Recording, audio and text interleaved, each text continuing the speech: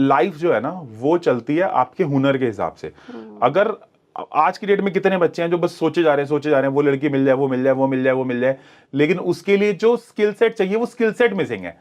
तो आपको हमेशा वो मिलता है जो आप होते हो, आपको वो नहीं मिलता जो आप चाहते हो। इसको बोलते हैं नीड वर्सेस डिजायर। तो आप वो बनो जो आप चाहते हो। अगर आपको रतन टाटा जैसे पैसे चाहिए तो रतन टाटा की वैल्यूज भी तो इनकॉर्पोरेट करनी पड़ेंगी, यानी कि सुबह टाइम से उठना पड़ेगा, हाथ का हुनर लाना पड़ेगा, बहुत सारे लोगों को हेल्प करनी पड़ेगी। Universe works on expansion. जब आप किसी की हेल्प नहीं कर रहे, आप वो इंसान नहीं बन रहे, तो आप मैनिफेस्ट कैसे करोगे? द ओनली चैलेंज इज कि आपको मुंगेरी लाल के सपने नहीं देखने, आपको मेहनत करनी है और आपको वो इंसान बनना है जिस इंसान पे इजीली मैनिफेस्ट हो पाए। एग्जाम्पल ले लेते हैं, एग्जाम्पल से समझ आ जाता है सबको।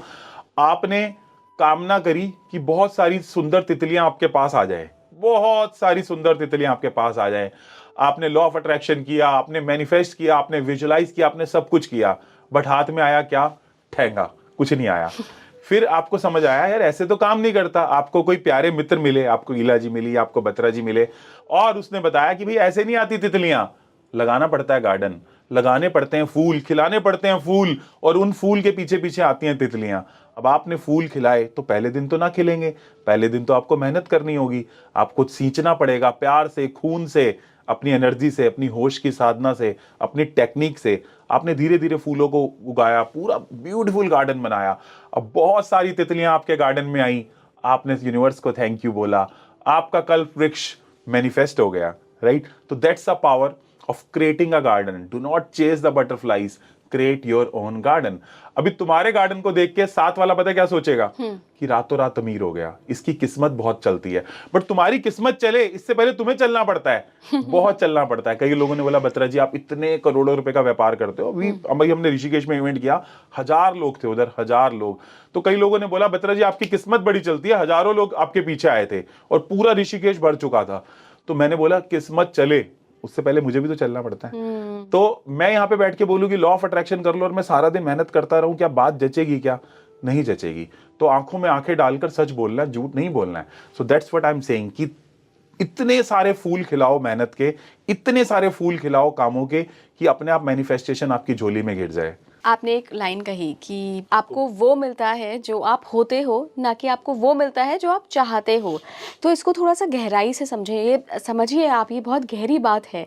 तो हमें क्या करना होगा? जैसे मान लीजिए कि अगर मैं एक ऑडी चाहती हूँ या मर्सिडीज़ चाहती हूँ, तो मैं क्या बनूँ कि मुझे वो अट्रैक्ट मिले? मैं अपना स्किल सेट बढ़ाऊँ, अपनी एजुकेशन अच्छी करूँ, क्या करूँ ऐसा? ये बात बिल्कुल आपने सही बोली। तो उसमें आपको ये देखना पड़ेगा कि करंट ट्रेंड क्या है। अगर मान लो आपको लगता है करंट ट्रेंड न्यूमरोलॉजी का है या एआई का है, तो आप एआई की वो विधा के ऊपर, मान लो बोला जाता है कि 10,000 घंटे लगाने हैं एक विधा को सीखने के लिए, 10,000 घंटे का टाइम लगता है। बट चलो आप 10,000 घंटे मत लगाओ, 500 घंटे लगा लो। 500 घंटे नहीं, आप 300 घंटे लगा लो। अगर आपको पता है कि एआई से पैसा आता है तो आप एआई के ऊपर लगाओ ना 300 घंटा। जब आप 300 आवर्स उसके ऊपर लगाते हो, ये मैं एक मॉडल की बात कर रहा हूँ, कई सारे मॉडल हो सकते हैं, I am talking about one model. तो 300 घंटा आपने एआई के ऊपर लगाया। अब मार्केट में जो नहीं आता था आपको वो आ गया। बहुत सारे लोगों को पर्टिकुलर टूल्स नहीं आते, आपने वो टूल सीख लिए क्योंकि आपने रातों की नींद काली करी और बहुत मेहनत करी। अब जब आप वो सीख रहे हो तो आपका मॉर्निंग इवनिंग सब कुछ उसी के ऊपर विचार चलेंगे। तो लॉ ऑफ अट्रैक्शन का सिंपल सा फॉर्मूला है इमोशंस, थॉट्स, बिलीफ और कर्मा। ईटीबी के emotion, thoughts, belief and Karma. आपके इमोशंस एआई को लेकर अलाइंड है, आपके विचार हर टाइम उसके बारे में चल रहे हैं, आपका बिलीफ बहुत ज्यादा है कि मैं पूरी लाइफ के अंदर पूरी मार्केट को वो कर दूंगा जैसे अभी उसने किया डीप सीक ने, और कर्मा, फिर आप रेगुलरली कार्मिक पैटर्न्स भी क्रिएट कर रहे हो।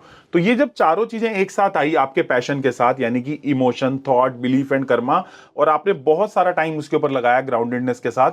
अभी मैं बोल रहा था ना कि ये आपने करना चालू किया एक्चुअल जमीन के ऊपर, अब मनी फ्लो इन होना स्टार्ट हुआ आपके सिस्टम के ऊपर। आप मार्केटिंग करोगे, बहुत सारा पैसा आने लगेगा। इसको बोलते हैं टी लर्निंग। टी लर्निंग मतलब नीचे वाला जो है वो, मान लो अगर आपका है एआई, मतलब आपने आर्टिफिशियल इंटेलिजेंस की नॉलेज ली, ऊपर वाला ये है जो ये है मार्केटिंग, इसको टी स्टाइल लर्निंग बोलते हैं। अब आपने जब ये कर दिया तो समझ लो आप एक गार्डन लगा रहे हो। इस गार्डन को देख के बहुत सारे लोग आपसे सर्विसेज लेने आएंगे और एक ऐसा ग्रीन ओशन क्रिएट होता है, ऐसा ब्लू ओशन क्रिएट होता है जिससे आपके पास लोग आके पैसे देने लग जाएंगे। The moment you start scaling the business, आपके पास इतना पैसा होना चाहिए कि आप 10-5% से ऑडी खरीद लो। तो ऑडी खरीदना इज अ रेगुलर जितने लोगों को आप सर्व करोगे। अगर आप अपने एआई के टैलेंट से मार्केट में 1000 लोगों को सर्व करने में कामयाब हो गए तो ऑडी तो मैं जमीन से भी खोद के निकाल लूंगा।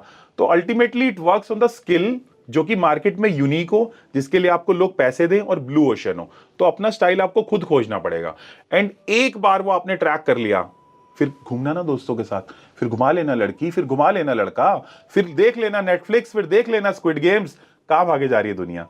आप बिना कुछ करे सारा दिन नेटफ्लिक्स देखोगे और बोलोगे कि मैं लॉ ऑफ अट्रैक्शन करता हूं, नहीं होगा प्यारे, नहीं होगा।